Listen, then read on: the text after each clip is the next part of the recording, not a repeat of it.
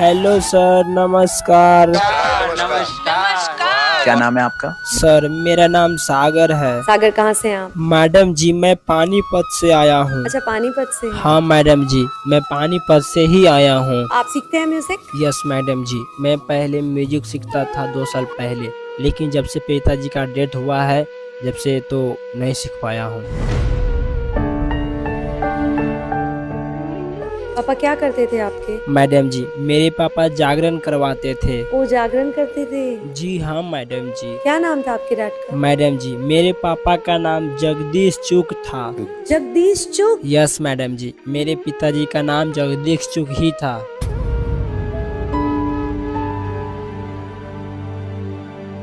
आप जगदीश चुग अंकल के बेटे हैं? यस मैडम जी, मैं जगदीश चुगल का ही बेटा हूँ।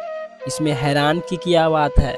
बस दुख को इस बात का है मैडम जी कि अब वो इस दुनिया में नहीं रहे, लेकिन वो हमारे लिए बहुत कुछ किए हैं। ये मंच कितना इम्पोर्टेंट है तुम्हारे लिए, सच्ची बताना और खुल के बताना। सर ये मंच मेरे लिए जिंदगी का सबसे बड़ा सपना है। मैंने गरीबी में भूखे पेट रहकर भी गाने की प्रैक्टिस की है।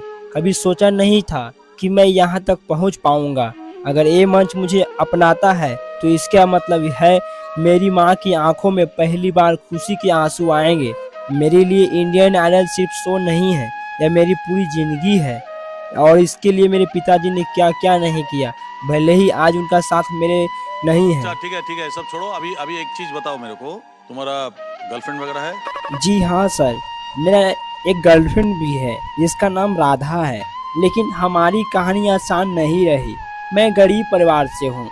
माँ बाप चाहते थे कि मैं पहले जिम्मेदारी संभालूं। राधा के साथ प्यार ने मुझे सिखाया कि मेहनत और संघर्ष दोनों साथ चलते हैं। मैं उसके लिए दिन रात काम करता था, लेकिन कभी कभी मैं अपने माता पिता की भावनाओं को ध्यान नहीं रखा करता था।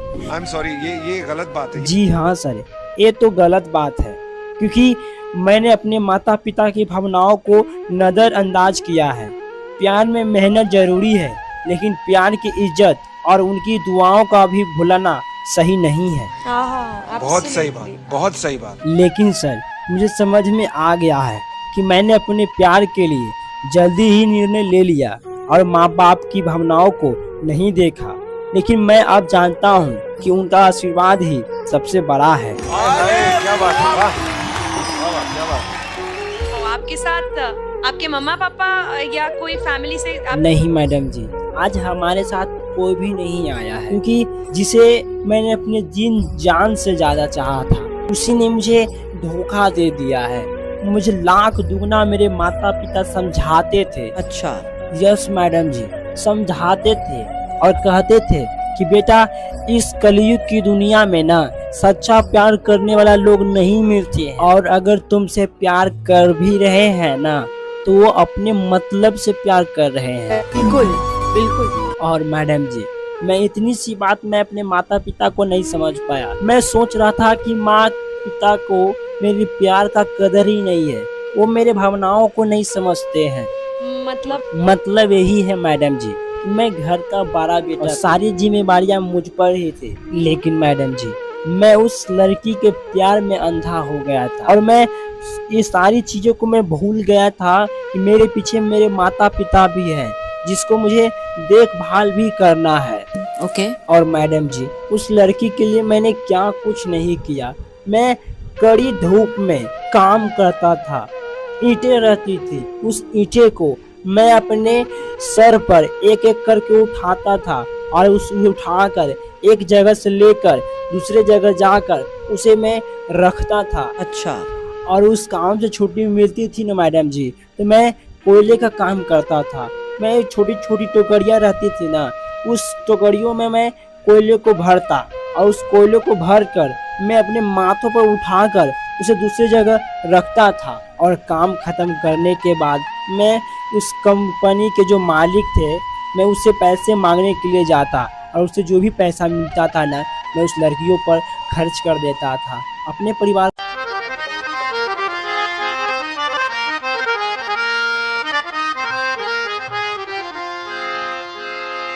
दुल्हन का रूप सुहाना तुझे मुबारक हो। पिया के देश को जाना तुझे मुबारक हो गई अब तो बेला विदा की सखी करके श्रृंगार जल्दी सजा दे मुझे मेरे सजने में कोई कमी न रहे ऐसी दुल्हन नवेली बना दे मुझे हे सखी कोई मई के सदा न रहा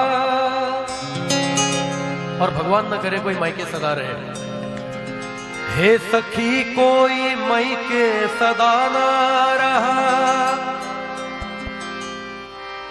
हर सुहागन को ससुराल जाना पड़ा अब तो रो न सखी तेरा बेकार है हंस के डोली में जल्दी बिठा दे मुझे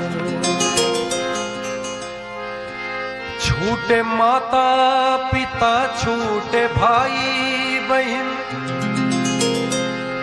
छूटे माता पिता छूटे भाई बहन छूटी बचपन की सखियां मेरी है सखी अब तो साजन की गलियों में होगा गुजर धोने वाली चुनरिया ओढ़ा दे मुझे ये कांच की चूड़ियों की क्या वैल्यू है ये सब सारी सुहागन जानती हैं कि कांच की चूड़ियों के क्या वैल्यू है तो ये एक स्टोरी है मैडम की ये कांच की चूड़ियां एक गरीब परिवार होता है वो अपने पति को कहती है मुझे सोने की कंगन ला दो वो कहता है हमारे घर की ये मजबूरियां हैं लेकिन फिर इसी से धीरे धीरे कांच की चूड़ियों की वैल्यू जो है बाकी हम भारतवर्ष में जितने भी सनातन धर्म को मानने वाले उन्हें पता है कि कांच की चूड़ियां क्या है तो चूड़ी वाली आई मेरे गांव में आके बैठी मेरे घर के छांव में आ गई उस जगह और भी लड़कियां चूड़ी वाली ये बोली कि लो चूड़ियां कांच की चूड़ियां कांच की चूड़ियां कांच की कांच की चूड़ियां चूड़ियां चूड़ियां चूड़ियां चूड़ियां चूड़ियां कांच की कांच की चूड़ियां कांच की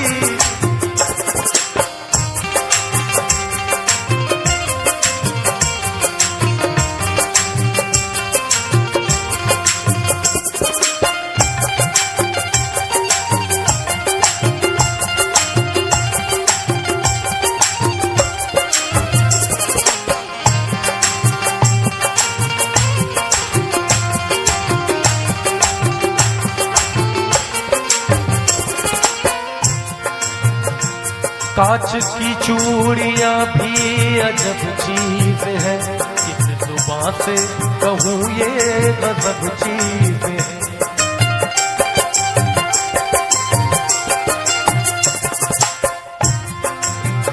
कांच की चूड़ियां भी गजब चीज है किस जुबान से कहूँ ये अजब चीज है